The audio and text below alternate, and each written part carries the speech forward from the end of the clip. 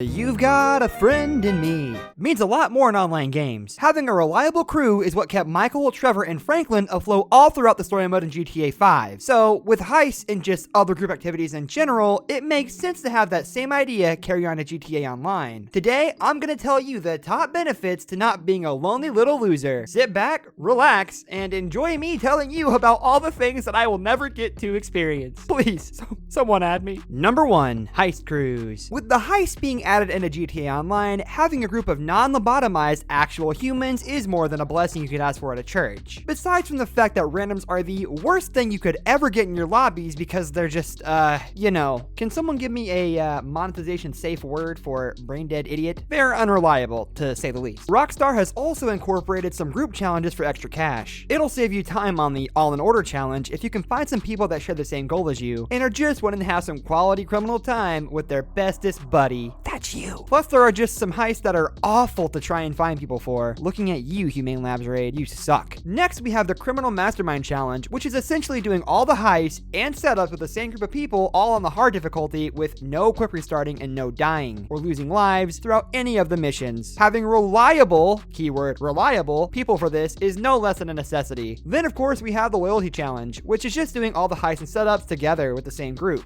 Doing all of these together will land you a cool $12 million, and they can all be done at the exact same time. Getting rewarded to play with your friends, thanks Rockstar. Although, be careful, because that Criminal Mastermind Challenge could lose you some friendships. Number 2, businesses. I've had my fair share of business runs interrupted by other players, costing me literal millions over time. It's not a fun time, and gets me more angry than my dad after I spent $200 on shark cards when I was younger. On his birthday. Sorry, Anyways, having backup is very, very nice. And not just for the firepower that your friends bring, they're also able to move your product with you and save you so much time and so many trips that could be interrupted. When you sell your product at max capacity, there's always like 3 to 4 vehicles to move them. And let me tell you, because I have no friends, it sucks to be alone. It's also really anxiety providing whenever somebody's chasing you down the road and all you can do is aim with a little submachine gun or pistol as they chase you with their oppressor. Very cool. Thank you, Rockstar. To make it even better, they'll also help you when you're trying to sell car imports and exports, as you literally need 4 people to sell a collection of cars for maximum profit. So do yourself a favor. Make some buddies that like making cash, and to do this, don't rage in the online lobbies, please. Number 3, gank squads. This one's a little less honorable than the others. There have been many times where there's been one player being a complete and utter nuisance. So, being the kind group of individuals that you and your friends are, you decide to take it upon yourselves to take care of the problem. I don't mean by being civil and kicking them through the menu. Oh, no. I mean by spawn camping them until they leave. Thinking about it,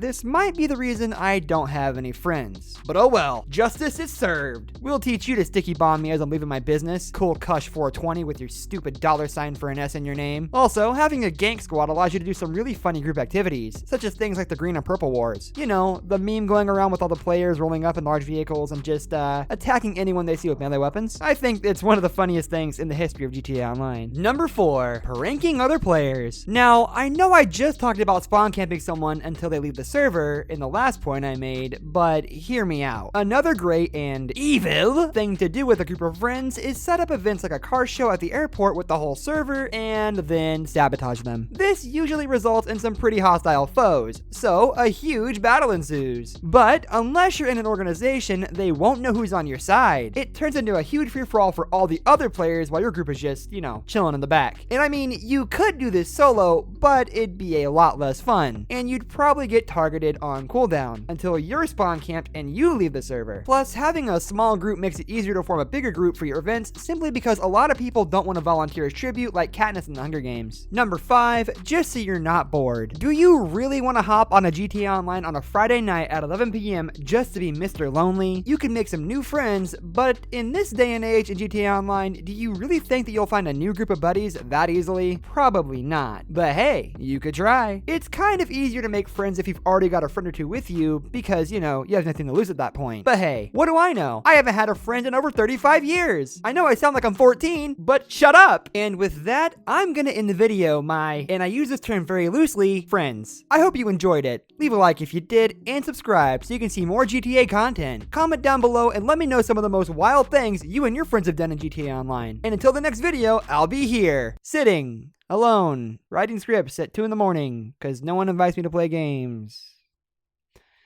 Wait, this thing is still recording. Go watch the next video. What are you doing?